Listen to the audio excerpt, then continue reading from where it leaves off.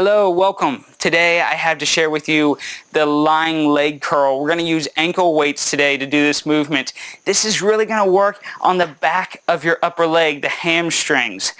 Fantastic for increasing range of motion and circulation to the region. Keep your legs strong so that you can stay mobile and active. To do this movement, we're going to lie down on the ground. Hands out in front. You can rest your head down if you feel like it, or just stay slightly propped up like I am here.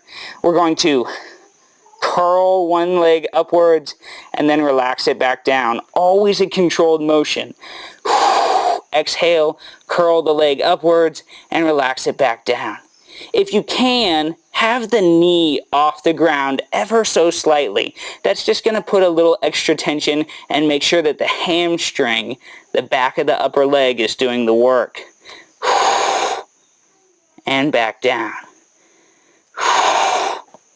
And back down. Other leg.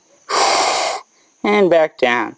10 to 15 reps on one side, and then switch to the other. 10 to 15 more reps. You can go back to forth as you feel you're capable of, and get a good work out of it. Back down.